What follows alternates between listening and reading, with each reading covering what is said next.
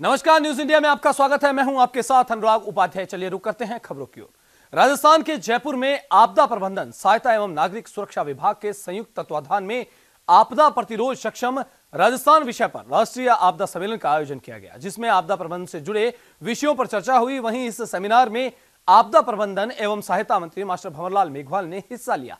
इस दौरान मास्टर भंवरलाल मेघवाल ने एनडीआरएफ की तारीफ करते हुए कहा कि एनडीआरएफ आपदा प्रबंधन में प्रभावी भूमिका निभा रहा है और एनडीआरएफ विश्व स्तरीय प्रबंधन संस्थान है।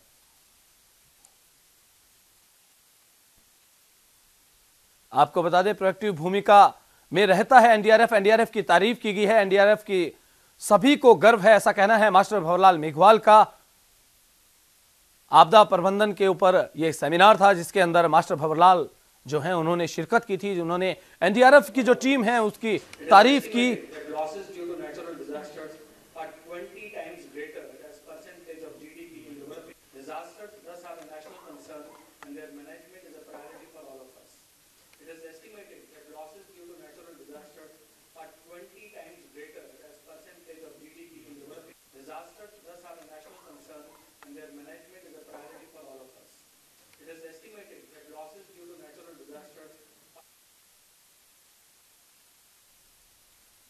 जयपुर पुलिस एक लावारिस डॉग के असली मालिक को ढूंढने में लगी है। दरअसल यह मामला चित्रकूट थाना इलाके का है, जहां देर रात सेल्वी अस्पताल के पास एक लावारिस हालत में कुत्ता मिला, जिसके गले में लाल पट्टा है। वहीं स्थानीय लोगों ने कुत्ते को चित्रकूट थाना पुलिस को सपुर्द कर दिया। वहीं पुलिस ने डॉग की फोटो को आसपास के थानों में भेजा है और असली मालिक की तलाश में जुट गई है। वहीं रात में अब तक के डॉग ने थाने को सर पर उठा रखा है।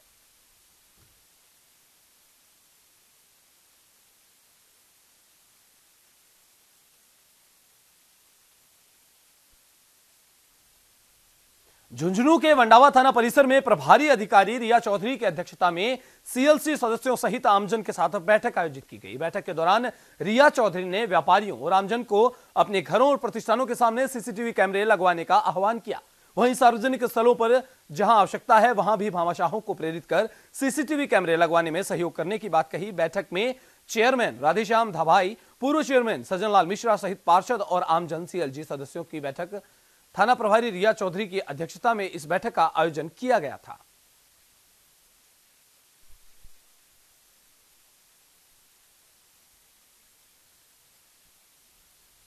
यूपी के इटावा में जनपद में हत्याएं थमने का नाम नहीं ले रही है, जहां बंद कमरे में सो रहे एक युवक का मृत अवस्था में शव बरामद हुआ। आपको बता दें कि युवक की धारदार हथियार से काटकर हत्या की गई। जैसे ही सूचना इलाके के लोगों को हुई तो सनसनी फैल गई, जिसके बाद पुलिस ने छानबीन की, लेकिन कोई सबूत हाथ नहीं लगा।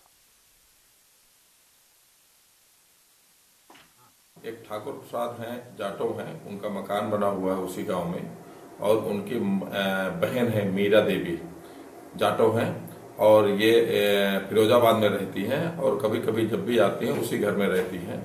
वो विधवा हैं, उनके कोई संतान नहीं है। और निराकार चौधरी का उनके यहाँ आना जाना था और वहीं अक्सर रुक जाते थे। मीरा देवी जो है वो कई दिन पहले से घर से चली गई थी और ये वहीं रुके हुए थे। और जैसा कि अड़ोस पड़ोस वालों ने बताया कि 24 तारीख को देखे गए थे ये निराकार चौधरी, और उसके बाद ये देखे नहीं गए हैं। मुझे ऐसा लगता है कि 24 तारीख को ही उसी मकान में इनकी हत्या कर दी गई है। लेटा हुआ था, रजाई वजाई पड़ी थी इसके शरीर पर और सिर पे इसके चोट है। राजस्थान में श्रीगंगानगर के रायसिंह नगर की अनाज मंडी में व्यापारी वर्ग की ओर से अनिश्चितकालीन हड़ताल की गई। व्यापार मंडल के अध्यक्ष सुनील पटवारी ने बताया कि सरकार की इस नीति से व्यापारी वर्ग पूरी तरह बर्बाद हो जाएगा। उन्होंने सरकार से फसलों को ऑफलाइन करने और व्यापारियों के पिंडों पर ही कृषि जिन्सों को तुलवाने और साथ ही आड़त भी दिए जाने की मांग की।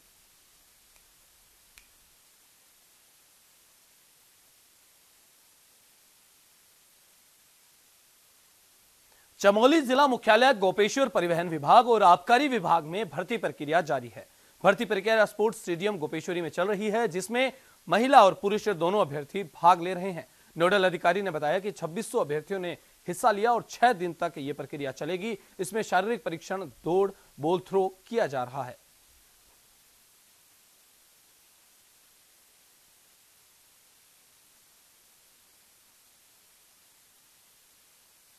आबकारी विभाग की और प्रवर्तन विभाग की चल रही है इसमें, और इसमें कुल अभ्यर्थी 2667 हैं जो कि जनपद के विभिन्न स्थानों से आए हुए हैं, और इसमें पर डे के 500 बच्चे आ रहे हैं और उनका फिजिकल फिटनेस लिया जा रहा है। इसमें कि लंबी कूद, बॉल थ्रो, चिनअप और दौड़ हो रही है। राजस्थान के चित्तौड़गढ़ में अवैध बजरी का खनन अब लोगों की जान पर भारी पड़ने लगा है। बता दें कि बजरी से भरे ट्रैक्टर ने एक स्कूटी सवार को चपेट में ले लिया, जिससे स्कूटी सवार महिला की मौके पर ही मौत हो गई। बताया जा रहा है कि स्कूटी सवार महिला अपने बच्चे को स्कूल छोड़ने जा रही थी कि तभी ट्रैक्टर ने स्कूटी को टक्कर मार दी, जिसमें महिला की मौके पर ही मौत हो गई, जबकि बच्चा घायल हो गया। वहीं ट्रैक्टर चालक मौके से फरार हो गया। बता दें बजरी से भरा ट्रैक्टर पुलिया से नदी में गिर पड़ा, जिससे नीचे एक व्यक्ति के दबे होने की आशंका है। फिलहाल मौके पर प्रशासन का रेस्क्यू जारी है।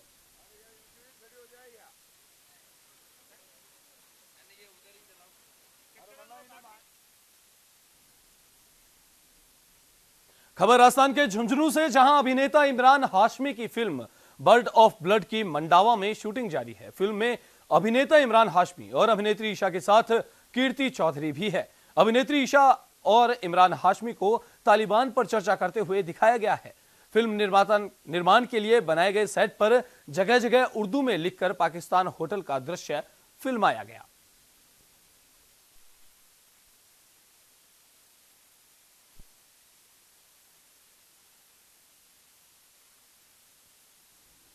उत्तर प्रदेश के प्रयागराज में कुंभ 2019 में श्रद्धालुओं की सुविधा के लिए दृष्टिगत शटल बस सेवा प्रारंभ हो गई। गिनीज बुक में विश्व रिकॉर्ड दर्ज कराने और आबू धाबी में 390 बसों के रिकॉर्ड को पीछे छोड़ने के लिए उद्देश्य से 500 से अधिक शटल बसों को एक साथ एक रूट पर संचालित किया जा रहा है।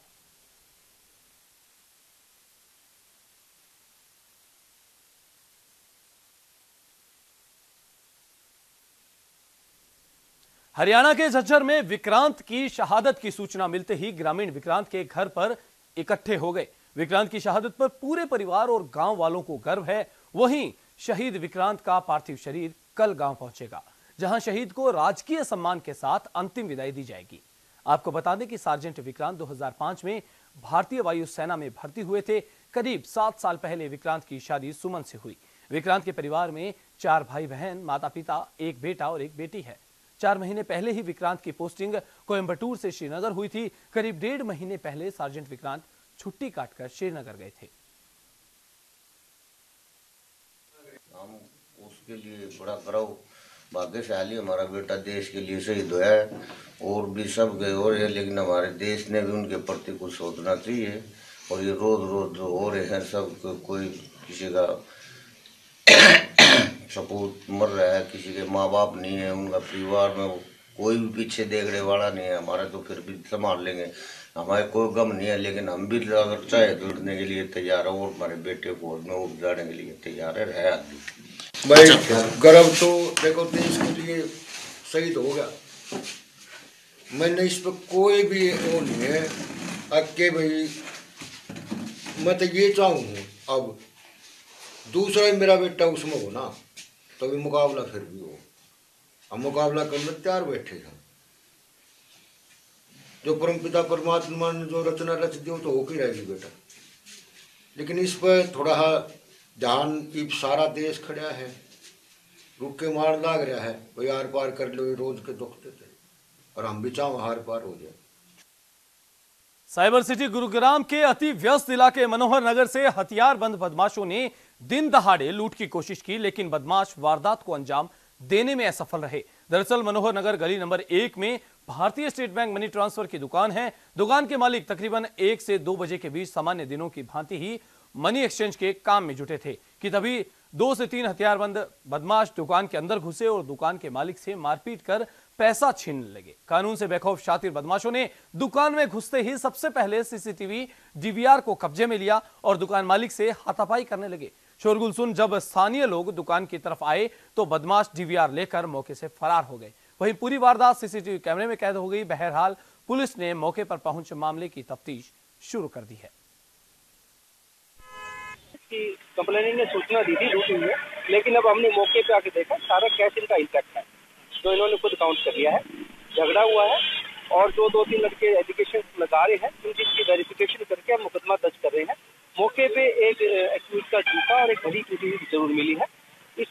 FIR दर्ज करके इन्वेस्टिगेशन करें। जसपुर पुलिस ने कार्रवाई को अंजाम देकर 3 वर्ष से फरार चल रहे एक इनामी आरोपी को गिरफ्तार कर लिया है। पुलिस के मुताबिक आरोपी पर एक जमीन को धोखाधड़ी कर कई लोगों पर बेचने के आरोप में मुकदमा दर्ज कराया गया था, जिसके चलते योगेंद्र पर 1500 रुपए का इनाम भी घोषित किया गया था, जिस पर पुलिस ने कार्रवाई को अंजाम देकर इनामी योगेंद्र को गिरफ्तार कर जेल भेज दिया है।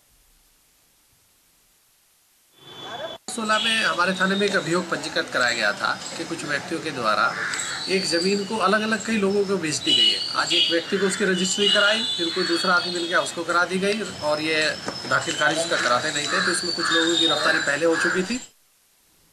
सीमा पर बढ़ रहे तनाव को लेकर राजधानी देहरादून में भी जगह जगह चेकिंग अभियान चलाए जा रहे हैं। चेकिंग अभियान के दौरान देहरादून पुलिस को बड़ी कामयाबी हासिल हुई है। पुलिस ने मुखबिर की सूचना पर रिंग रोड के पास से जाली नोट के साथ एक व्यक्ति को गिरफ्तार किया है। गिरफ्तार किए गए युवक के पास से 500 के लगभग 2 लाख रुपए बरामद किए गए हैं। मामले पर एसएसपी निवेदिता कुकरेती ने कहा है कि आरोपी के घर से इंक और जाली नोट छापने की मशीन भी बरामद हुई है। फिलहाल आरोपी को जेल भेजकर पुलिस पूछताछ कर रही है। को गिरफ्तार किया है शाकिर नाम के व्यक्ति को। इसके पास से 2,09,500 रुपए के नकली नोट बरामद हुए हैं। उसके उपरांत इसके घर की जब तलाशी ली गई तो वहां से कलर प्रिंटर, जो इंक इसके लिए इस्तेमाल होती थी, एप्सॉन इंक बॉटल्स, वो प्राप्त हुई हैं। साथ ही साथ जो ये पेपर यूज करता था वो बरामद किया गया है। इसके द्वारा अभी तक, क्योंकि अभी सुबह ही इसकी गिरफ्तारी हुई है, अभी तक इससे जो पूछताछ में सामने आया है वो ये सामने आया है कि ये 2008 में भी नकली नोटों की सप्लाई के जुर्म में जो है इसको सज़ा हुई है और इसको पकड़ा गया था, और उसके ये थाना नेहरू कॉलोनी से इसको पकड़ा गया था। और अभी जो है पुनः इसके द्वारा बताया गया है कि इसने कुछ टाइम पहले इलाहाबाद में किसी को ये 50,000 के लगभग नकली नोट दिए हैं। पुलिस को अपने घर पर आता देख या पुलिस स्टेशन का नाम सुनते ही आमतौर पर लोगों के पसीने छूट जाते हैं। लगभग हर कोई पुलिस से दूर रहने की कोशिश करता है, लेकिन दिल्ली में एक ऐसा पुलिस स्टेशन है जहां लोगों को खुशी खुशी जाना पसंद है, वो भी बिना किसी जुल्म के। दरअसल दिल्ली के एक थाने में एक ऐसी बिल्डिंग बनाई गई है जहां बच्चे शाम के वक्त आकर पढ़ाई करते हैं। इस मामले में डीसीपी मोनिका भारद्वाज ने बताया कि जब उन्होंने थाने की नई बिल्डिंग बनाई तो उसमें एक कमरा बच्चों के स्टडी के लिए रिजर्व किया गया, जिसमें आसपास के इलाकों के सभी बच्चे आकर पढ़ाई करते हैं। साथ ही इस बिल्डिंग में बच्चों के लिए एक लाइब्रेरी का भी इंतजाम किया गया है, जिससे कि अगर बच्चों को किसी भी किताब की जरूरत पड़े तो उन्हें आसानी से उपलब्ध हो सके।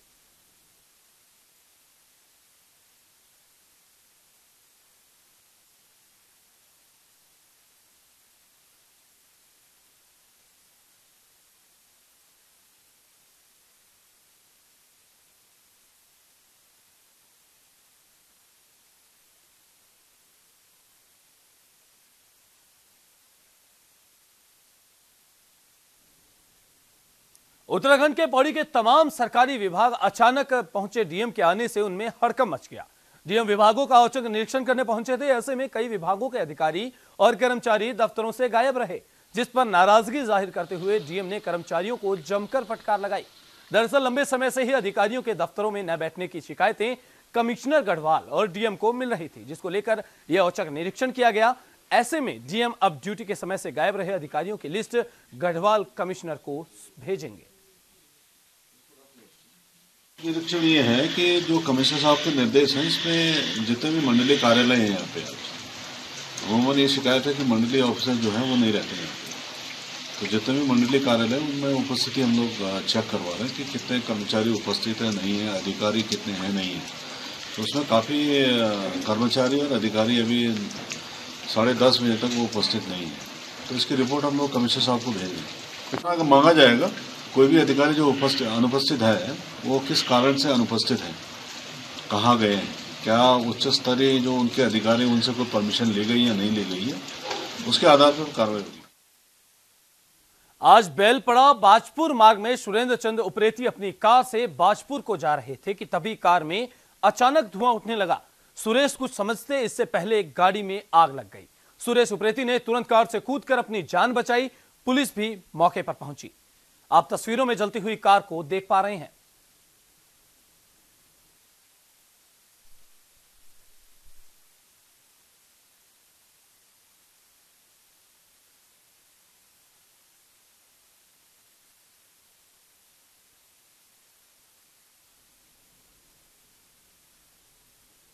विकासनगर में वैज्ञानिक सलाहकार समिति की 15वीं बैठक का आयोजन कृषि विज्ञान केंद्र ठकरानी में किया गया। बैठक में बतौर मुख्य अतिथि पंतनगर कृषि विज्ञान केंद्र के कुलपति डॉक्टर तेज प्रताप सिंह ने शिरकत की। बैठक में स्थानीय और बाहर से आए किसानों ने अपनी अपनी समस्याएं और सुझाव कुलपति के सामने रखे। ये समीक्षा बैठक जो आज आप यहाँ केवीके डकराने की, केवीके डकराने का काम पूरे देहरादून के ज़िले के लिए है। तो ऐसी समीक्षा बैठक ये हर साल होती है, लगभग इसी महीने में होती है। इसमें लेखा जोखा लेते हैं कि भाई साल भर आपने क्या काम किया, और उसमें डिपार्टमेंट के लोग भी होते हैं, वो बताते हैं कि अगली साल के लिए किस तरह का कार्यक्रम बनाना है। उस कार्यक्रम बनाने के लिए हमने किसान भी बुलाए होते हैं और विभागों के अधिकारी भी। वो ये बताते हैं कि हमारी इधर की समस्याएं क्या हैं। जैसे आज सीडीओ साहब बता रहे थे कि पानी की और गांव में जंगली जानवरों की ऐसी समस्याएं, इसके लिए यूनिवर्सिटी के पास क्या है। तो ऐसे ऐसे किसानों का, जैसे कि बीज की समस्या, किसान कह रहे थे हमें बीज नहीं मिला। जब ये सारी चीज़ें इकट्ठी करते हैं तो उससे फिर हमारे पास किस तरह के वैज्ञानिक हैं, तो अगले साल के लिए कौन से बीज, कैसी ट्रेनिंग और क्या चीज़ मुहैया कराने की जरूरत है, किस विभाग के साथ काम करना, कितनी ट्रेनिंग देनी, वो प्लानिंग करते हैं। दिनेशपुर के चेयरमैन सीमा सरकार के निवास पर भाजपा के त्रिशक्ति सम्मेलन का आयोजन हुआ, जिसमें बूथ को जीतने का संकल्प लिया गया। और त्रिशक्ति सम्मेलन में बतौर मुख्य अतिथि पूर्व सांसद बनराज पासी ने हिस्सा लिया। वहीं मुख्य प्रवक्ता मनोज ने कार्यकर्ताओं को बूथ स्तर पर मेहनत करने को कहा। आपको बता दें कि पूर्व सांसद बनराज पासी ने कार्यकर्ताओं को जरूरी टिप्स भी दिए। हिंदुस्तानी का सीना जो 56 इंच का चौड़ा हो गया, सबको आज गर्व महसूस हो रहा है। हमारे जो पुलवामा में जवान शहीद हुए, उनका हमने बदला लिया है और पाकिस्तान के अंदर घुसकर लिया है। हमने पाक ऑक्युपाइड कश्मीर से आगे जाके जो पाकिस्तान की अंतर्राष्ट्रीय सीमा है, उसको पार करके हमारे जो है वायुसेना के पायलटों ने जो हमला किया और वहाँ पर कई 100 जो है वो उनके आतंकवादी मारे, उनके केंद्र को नष्ट किया है। आज जो है आने वाले लोकसभा का जो है तैयारी चल रही है, जिसके तहत BLO एवं मंडल अध्यक्ष, मंडल के पूरे कार्यकारिणी और मंडल बूथ के अध्यक्ष और संयोजक, और इसमें लोकसभा के प्रभारी भी आए हैं, जो हमारे मंडल के कार्यकर्ता एवं बूथ कार्यकर्ताओं को प्रशिक्षण दिया। बीजेपी के देहरादून और हल्द्वानी में त्रिशक्ति सम्मेलन के बाद अब छोटे स्तर में भी बीजेपी सम्मेलन का आयोजन करने जा रही है। इसके तहत अलग अलग विधानसभाओं में जाकर बीजेपी वोटरों को लुभाती नजर आएगी। इसको लेकर बीजेपी प्रदेश अध्यक्ष अजय भट्ट से खास बातचीत की न्यूज इंडिया उत्तराखंड के ब्यूरो हेड भूपेंद्र गुप्ता ने। लोकसभा चुनाव के मद्देनजर जो है भारतीय जनता पार्टी ने त्रिशक्ति सम्मेलन का आयोजन किया था, लेकिन अब ये सम्मेलन छोटे छोटे स्तरों पर आयोजित होने लगे। वजह क्या है, कारण क्या है, ये जानने के लिए हमारे साथ मौजूद है भाजपा प्रदेश अध्यक्ष अजय भट्ट जी। उन्हीं से जानते हैं। सर, पहले हर लोकसभा का सम्मेलन था, अब अलग अलग विधानसभा में हो रहा है, क्या वजह कार्यकर्ता से सीधा? हमने 3 लोकसभाओं में तो बड़े सम्मेलन किए, पौड़ी में, टिहरी में और हरिद्वार और टिहरी की त्रिशक्ति सम्मेलन में तो माननीय राष्ट्रीय अध्यक्ष जी स्वयं आए थे, और पौड़ी में भी हमने बड़ा सम्मेलन किया। यहाँ कुमाऊं क्षेत्र में 2 लोकसभाओं में, नैनीताल और अल्मोड़ा पिथौरागढ़ में, हम लोगों ने विधानसभा सह सम्मेलन प्रारंभ किए हैं। क्योंकि बार बार सम्मेलन टल रहे थे, इसलिए हमने ये तय किया कि हर विधानसभा पर हमारे वरिष्ठतम लीडर यहाँ के जाएंगे और वो त्रिशक्ति को संबोधित करेंगे। और कार्यक्रम भी बहुत सारे हैं, और छोटे सम्मेलन करने से हर कार्यकर्ता वहां पर आ सकता है। इसके अलावा अगर हम बात करें तो कमल ज्योति कार्यक्रम की बात करिए, आपने कहा घरों पर झंडा लोग लगाएंगे, मोबाइल में हैशटैग सूचना क्रांति से भी जोड़ने का सीधा प्रयास करें, तो किस तरीके के कार्यक्रम है और किस किस तरीके से लोकसभा में? नहीं, ये कार्यक्रम पूरे लोकसभा चुनाव को मद्देनजर रखते हुए भी किए जा रहे हैं। हमारे पास धन बल, छल बल, बाहुबल नहीं है, सिर्फ कार्यकर्ता का बल होता है, इसलिए हम लोग कार्यकर्ता पर ही ध्यान देते हैं। ये जो त्रिशक्ति है, ये हमारे बूथ के सेना नायक हैं, इनके साथ 100, 150, 200, 300 जहां की जैसी आबादी है वैसी संख्या जुड़ी होती है, जो बूथ के सारे कार्यक्रम करते हैं। हम लोग, मैंने कोई आह्वान किया है माननीय राष्ट्रीय अध्यक्ष जी के आह्वान के आधार पर, तो हर घर में दीपक हम नहीं जला सकते हैं, यही त्रिशक्ति जलाती है। जिस बूथ में रहने वाले लोग हैं, उस बूथ में 150 लोग उस बूथ के हर घर में जाएंगे, चाहे वहां 1500 लोग रहते हों, 2000 लोग रहते हों।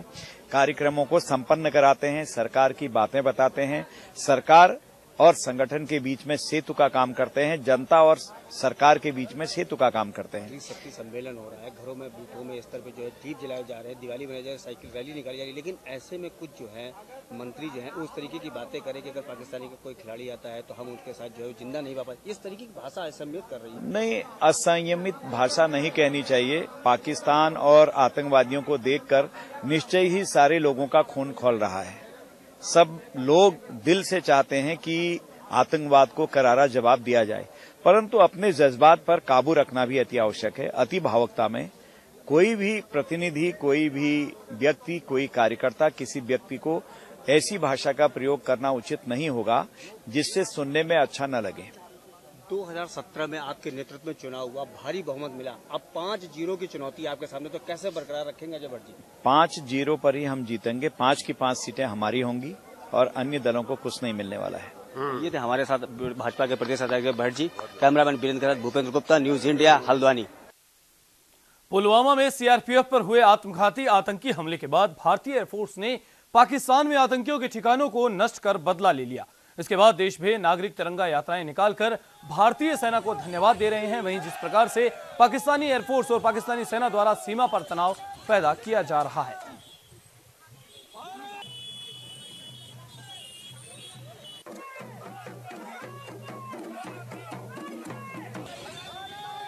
जनता सारी मिलजुल के बहुत हर्षित है।